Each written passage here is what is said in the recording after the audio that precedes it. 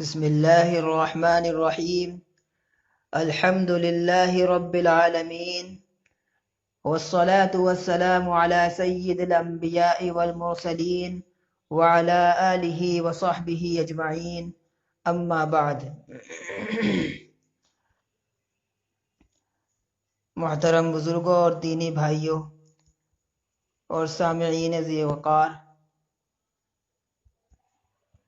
اس مہینے سے متعلق جو چل رہا ہے یعنی شوال کا مہینہ، اس سے متعلق چند ضروری باتیں ہیں جو آپ کے سامنے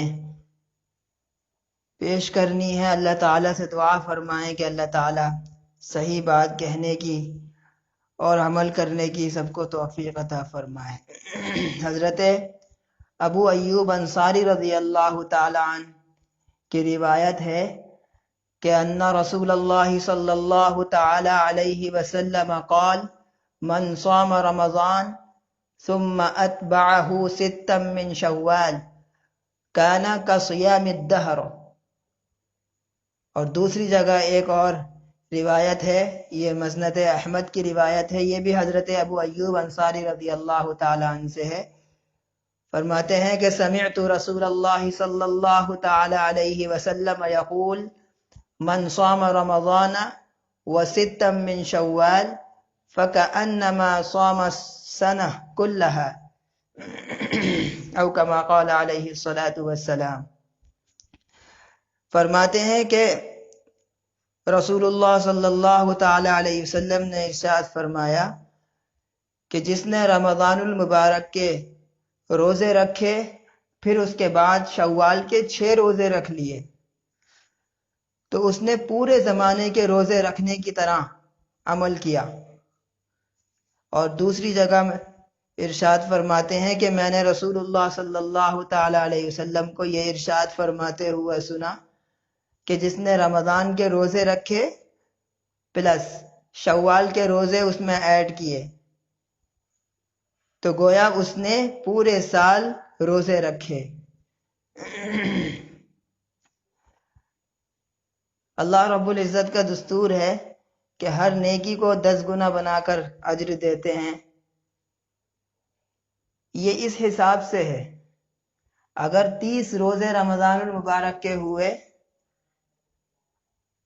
تو اس کو 10 گنا کرا جائے گا تو 300 ہو جائیں گے، اور اسی طرح سے اگر 6 روزے کو اور 10 گنا کیا جائے تو 360 بنیں گے۔ اس طرح سے ان روزوں کا اجر جو ہے وہ ایسا ہے کہ جیسے کہ پورے سال اس نے روزے رکھے۔ اور روزے اللہ رب العزت کے یہاں بڑی ہی اہمیت کے حامل ہیں۔ جنت کے 8 دروازے ہیں، اس میں سے ایک دروازہ اسی نام سے رکھا گیا ہے، اس کا نام جو ہے وہ یہی ہے، اس کو باب الریان کہتے ہیں، کہ خاص طور سے روزوں کا شوق رکھنے والے اور اس عبادت میں بڑھ چڑھ کر حصہ لینے والوں کے لیے خاص اعزاز ہے کہ ان کو اس دروازے سے داخل کیا جائے گا۔ ویسے تو جنت میں کسی بھی دروازے سے جایا جا سکتا ہے، لیکن اس عبادت کو خاص خصوصیت حاصل ہے۔ اسی لیے نبی کریم صلی اللہ تعالی علیہ وسلم نے ایک جگہ ارشاد فرمایا کہ ہر عبادت کا بدلہ فرشتے دیتے ہیں، اللہ نے متعین کر رکھا ہے، لیکن روزہ ایک ایسی عبادت ہے کہ اس کا بدلہ اللہ رب العزت فرماتے ہیں کہ اس کا بدلہ میں خود دوں گا۔ اور ایک روایت میں لفظ بدل کر ارشاد فرمایا، علماء کرام فرماتے ہیں کہ اس کا بدلہ اللہ فرماتا ہے کہ اس کا بدلہ میں خود ہوں، میں خود اس کا بدلہ ہوں۔ یعنی روزہ اللہ رب العزت کو کس قدر محبوب ہے، اس سے ہمیں اس بات کا اندازہ ہو سکتا ہے۔ اس مہینے سے متعلق ایک بات تو یہ کہ لوگ کہتے ہیں کہ یہ 6 شہیدوں کے روزے ہیں، تو ایسا کچھ نہیں ہے بھائی، شہید و وحیدوں کا اس روزوں سے کوئی تعلق نہیں۔ ہمارے سامنے 2 روایات آئی ہیں، ان روایات میں ان روزوں کی طرف ترغیب بھی دلائی ہے، حضور اکرم صلی اللہ تعالی علیہ وسلم نے فضیلت بھی بتائی ہے۔ دوسری بات ایک اور کہ جن لوگوں کے رمضان المبارک کے روزے کسی وجہ سے اگر چھوٹ گئے ہوں اور وہ شوال میں قضا کر رہے ہوں تو وہ کیا ان روزوں کے ساتھ ساتھ نفلی روزوں کی یعنی شوال کے روزوں کی بھی نیت کر سکتے ہیں؟ یعنی وہ رمضان المبارک کے روزے قضا کر رہے ہیں شوال کے مہینے میں، اور ساتھ ساتھ میں وہ نیت کرنا چاہ رہے ہیں کہ ہم شوال کے جو 6 روزے ہیں ان کی نیت بھی انہی کے ساتھ کر لے، تو اس کی اجازت نہیں ہے۔ علماء کرام فرماتے ہیں کہ اس طرح کرنے سے وہ 360 کا جو عدد ہے، وہ 36 کا جو عدد ہے وہ پورا نہیں ہو پائے گا۔ دوسری بات ایک اور ہے کہ کیا یہ 6 روزے کسی اور مہینے میں رکھ کر یہ فضیلت حاصل کی جا سکتی ہے؟ تو اس کے بارے میں بھی حضرات علماء کرام فرماتے ہیں کہ کیونکہ نبی کریم صلی اللہ تعالی علیہ وسلم نے اس فضیلت کو شوال کا نام لے کر خاص کر دیا، لہذا یہ امتیازی شان ہو گئی اس مہینے کی۔ اس کے علاوہ کسی اور مہینے میں یہ فضیلت حاصل نہیں کی جا سکتی ہے۔ روزے تو رکھے جا سکتے ہیں، اور روزہ رکھنا اپنے آپ میں خود ایک محتم بالشان عمل ہے، بڑی شاندار عبادت ہے، لیکن یہ فضیلت جو ہے سیام الدہر کی، یعنی سارا زمانہ روزہ رکھنے کی، یہ سارا سال روزہ رکھنے کی یہ فضیلت جو ہے وہ شوال میں ہی حاصل ہو سکتی ہے۔ ایک اور بات،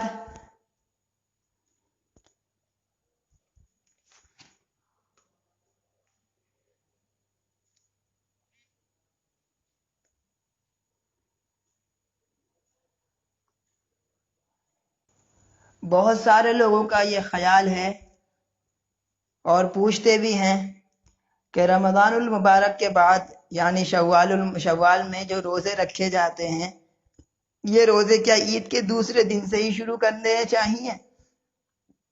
بعض لوگ سمجھتے ہیں کہ دوسرے دن سے ہی ان کا وقت شروع ہوتا ہے۔ تو علماء اکرام نے یہ لکھا ہے، صراحت فرما دی ہے کہ یہ 6 روزے اس مہینے میں کسی طرح بھی پورے کر لیں، یا تو عید کے دوسرے دن سے شروع کر کے ایک ساتھ پورے کر لیں، اس کی بھی اجازت ہے، یا پھر ایک ایک دن چھوڑ کر 2 دن 4 دن چھوڑ کر رکھ لیں، اس کی بھی اجازت ہے، یا پھر درمیان میں رکھ لیں، اس کی بھی اجازت ہے، آخر میں رکھ لیں، ایک ساتھ رکھ لیں، اس کی بھی اجازت ہے۔ بلکہ علماء اکرام نے افضل اس بات کو کہا ہے کہ ان روزوں کو چھوڑ کر رکھا جائے تو زیادہ بہتر ہے۔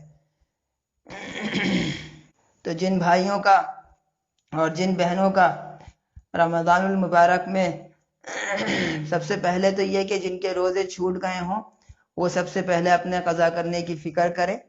اس مہینے میں بھی کر سکتے ہیں، آگے بھی کر سکتے ہیں، کوئی ضروری نہیں ہے، لیکن فکر ضروری ہے۔ دوسری بات یہ کہ یہ مہینہ جا رہا ہے، ہو سکتا ہے کہ کسی بھائی کو اس بات سے فائدہ ہو، ابھی موقع ہے، ابھی ہم یہ 6 روزے رکھ سکتے ہیں۔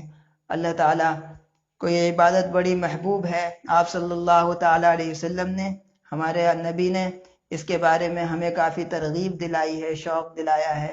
آپ چاہتے ہیں کہ مومنین ان کو رکھا کریں، تو ہمیں چاہیے کہ ہم اس بات کا خیال رکھیں۔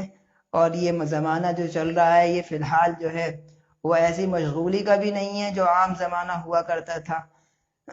سب لوگ اپنے اپنے گھروں میں ہیں، لاک ڈاؤن کی وجہ سے کاروبار ویسے نہیں چل رہے جیسے چلتے تھے۔